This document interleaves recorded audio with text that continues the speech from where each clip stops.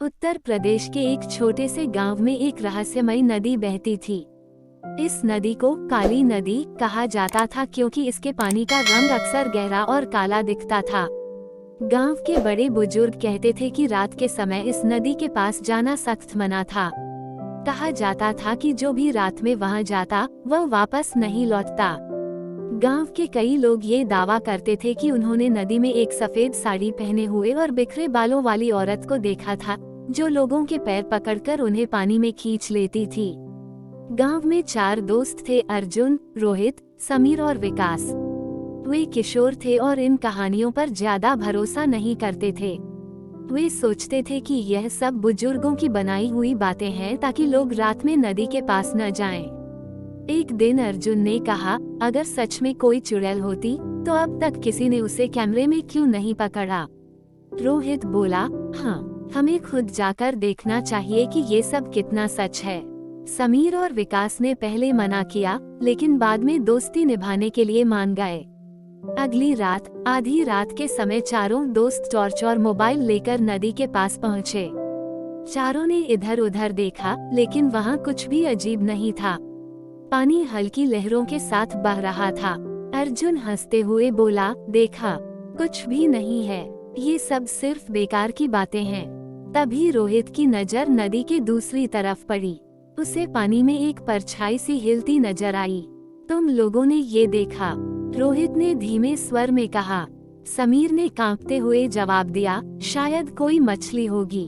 तभी विकास की टॉर्च की रोशनी पानी के पास कुछ सफेद दिखाने लगी। वह ध्यान से देखने लगा तो उसके होश उड़ गए। नदी के किनारे एक सफेद साड़ी पहने एक औरत खड़ी थी। उसके लंबे उलझे हुए बाल थे और उसका चेहरा दिख नहीं रहा था। अर्जुन ने हिम्मत करके जोर से आवाज लगाई, कौन हो तुम? वो औरत बिना कोई जवाब दिए धीरे धीरे पानी में उतरने लगी। तभी हवा तेज चलने लगी। चारों दोस्त घबराने लगे। अचानक अर्जुन को महसूस हुआ कि उसके पैर में कोई चीज लिपट रही है।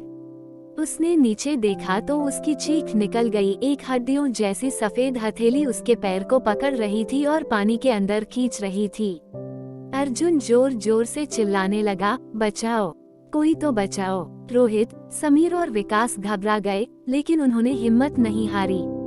वे अर्जुन को पकड़कर खींचने लगे, लेकिन वह हाथ बहुत मजबूत था। अर्जुन की आधी टांग पानी में जा चुकी थी। तभी समीर ने जल्दी से अपनी जेब से हनुमान चालीसा की छोटी किताब निकाली और पढ़ना शुरू किया। जैसे ही उसने हनुमान चालीसा का पाठ किया, अर्जुन को पकड़ने वाला हाथ अचानक ढीला पड़ गया और पानी में समा गया। चारों दोस्तों ने बिना कुछ सोचे समझे वहां से भागने में ही भलाई समझी। अगले दिन चारों ने गांव के बुजुर्गों को पूरी घटना बताई। गांव के सबसे बुजुर्ग दादाजी ने गहरी सांस लेते हुए कहा, हमने पहले ही चेतावनी दी थी कि रात में नदी के पास मत जाना। उस चुड़ैल का नाम सुलेखा था। वह 100 साल पहले इसी गांव की थी। किसी ने उसे बेवफाई के आरोप में नदी में डुबो दिया था। तभी से उसकी आत्मा हर अमावस्या को वहां भटकती है और लोगों को अपने साथ खींच ले जाती है। इसके बाद चारों दोस्तों ने कसम खाई कि वे कभी भी रात में नदी के पास नहीं जाएंगे। गांव वालों ने फिर से नदी के पास जाने से मना कर दिया और उस जगह पर हनुमान जी की मूर्ति स्थापित कर दी। लेकिन फिर भी आज भी जब अमावस्या की रात आती है तो लोग दावा करते हैं कि उन्होंने नदी से किसी के रोने की आवाजें सुनी हैं और कभी कभी किसी को पानी में खींचते हुए देखा है। अर्जुन और उसके दोस्तों के साथ हुई घटना के बाद गांव के लोगों ने तय किया कि रात में कोई भी नदी के पास नहीं जाएगा।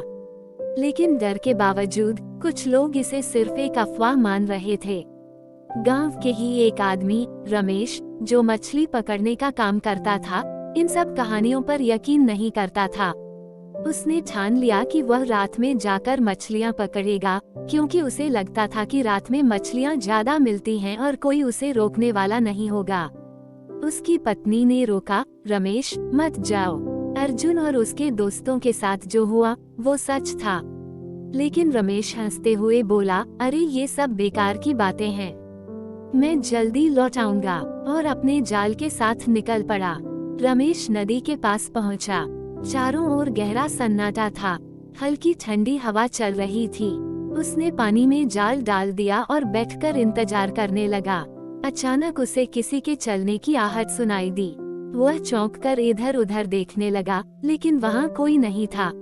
उसने सोचा कि शायद यह उसका भ्रम है और फिर से अपने काम में लग गया। कुछ ही पलों में जाल भारी लगने लगा।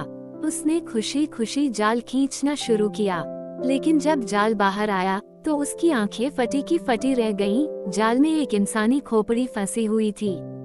रमेश का दिल जोरों से धड़कने लगा। तभी उसे पानी में हलचल महसूस हुई। उसने नीचे झांक कर देखा और उसके पैरों तले जमीन खिसक गई। पानी में वही सफेद साड़ी पहने औरत खड़ी थी। रमेश तेजी से पीछे हटने लगा, लेकिन तभी एक ठंडी हड्डियों जैसी पकड़ ने उसके पैरों को जकड़ लिया। वह चीख पड़ा, बचाओ, कोई बचाओ। उसके शरीर का आधा हिस्सा पानी में खींच चुका था। उसने खुद को छुड़ाने की बहुत कोशिश की, लेकिन उसकी पकड़ और मजबूत होती जा रही थी।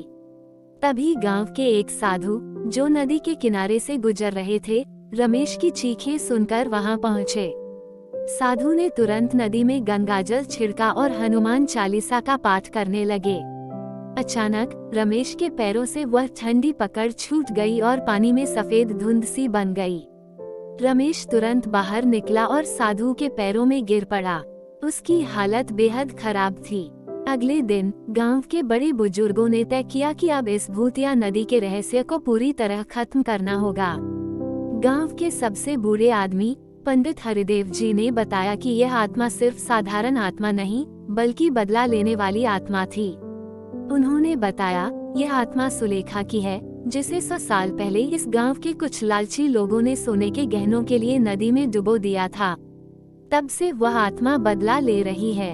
अगर हमें इसे शांत करना है, तो हमें उसकी आत्मा की शांति के लिए यज्ञ करना होगा। गांव वालों ने अगले अमावस्या पर हवन किया, नदी में पवित्र जल डाला और मंदिर बनवाया। इसके बाद वहां रात में कोई अजीब घटना नहीं घटी। लेकिन कुछ लोग कहते हैं कि अगर कोई नदी के पास अकेले जाता है, तो उसे अभी भी किसी के रोने और मदद मांगने की आवाजें सुनाई देती हैं। क्या सच में चुड़ैल चली गई थी, या वह अभी भी अपने अगले शिकार की तलाश में थी?